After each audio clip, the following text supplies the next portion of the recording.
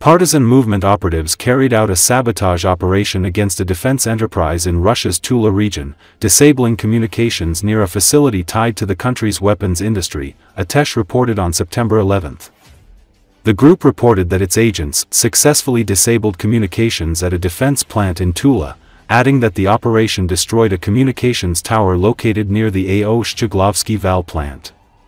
The factory is part of Russia's state defense sector and is known for producing air defense systems, rapid-fire cannons, and small arms. Among its key products are the Kornet anti-tank guided missile and the Pantsir-S short-range air defense system, both widely used by Russian forces in Ukraine. Atesh agents previously conducted reconnaissance of this facility, which had already come under successful Ukrainian strikes, the group said. Now we are moving on to more active measures, destroying the plant's infrastructure, and this is only the beginning.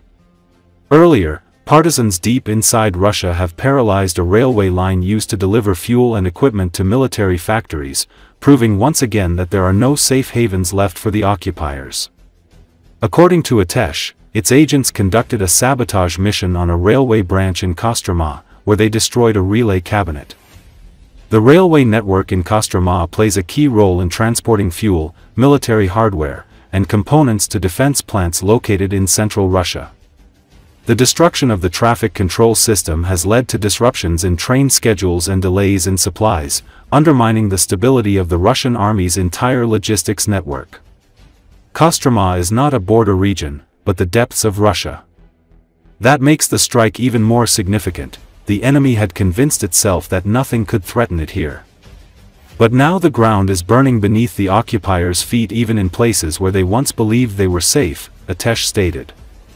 In a separate operation, the Atesh partisan group targeted a railway in Russia's Far East. On August 24, an agent destroyed a relay cabinet on a stretch of track in Primorsky Krai, disrupting train movements and delaying the delivery of military cargo bound for Moscow's war effort. The group pledged to continue striking at Russian military logistics everywhere, especially where they believe nothing threatens them.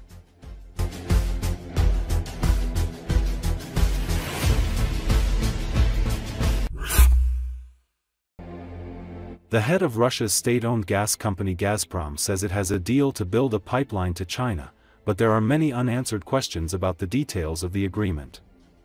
According to Associated Press on paper, the project, known as the Power of Siberia 2, would give Russia a way to replace some of the revenue from its decades of selling natural gas to Europe that was lost over its invasion of Ukraine. The pipeline would carry gas from reserves in western Siberia through Mongolia to China. And what Gazprom CEO Alexei Miller called a legally binding memorandum to build the pipeline with the China National Petroleum Company is a chance for Moscow and Beijing to underline their deepening ties against the United States.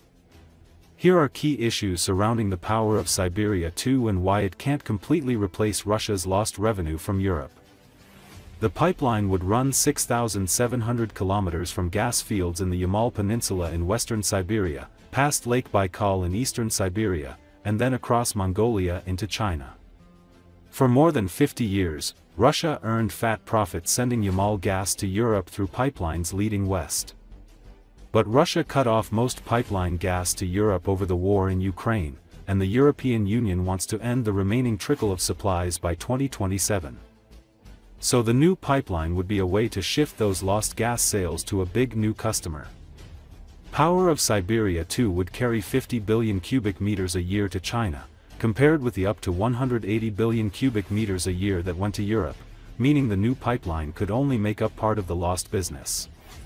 It would supplement a previous, smaller Power of Siberia line that carries gas from different fields in eastern Siberia with a capacity of 38 billion cubic meters per year. Miller's announcement, which came during a meeting between Russian President Vladimir Putin and Chinese President Xi Jinping, left out key details. There was no agreement on gas prices or even who would finance the pipeline's construction. Analysts say the announcement was primarily a chance for Russia and China to underline their closer relationship, and for China to snub supplies of U.S. liquefied natural gas that comes by ship. India is buying Russian oil despite US President Donald Trump retaliating with 25% tariffs on imports, and China's purchases of US liquefied natural gas are blocked by tariffs imposed as part of China's trade dispute with the Trump administration trade. Meanwhile, China has started taking LNG shipments from Russia's Arctic 2 terminal, which has been the target of US and EU sanctions. China's future demand is part of a complex equation involving a shift away from coal, which emits more carbon dioxide, as the swing fuel used to cover peaks in electricity demand that can't be met by renewables such as wind or hydropower. A faster move away from coal means more gas use over the short term, while a slower coal exit could increase gas consumption. Battery storage to cover demand peaks and nuclear power could also play a role. Массой более 1 800 000 тонн. Было сварено более 260 000 стыков. Построено 10 переходов через крупные реки и более 100 переходов через речки и болота. И люди, и техника справились. Russia's gas company Gazprom says it has a deal to build a new natural gas pipeline to China. Now that would give Russia a chance to replace some of the lost natural gas sales when they cut off their gas shipments to Europe. So they'd be finding a big new customer for their gas.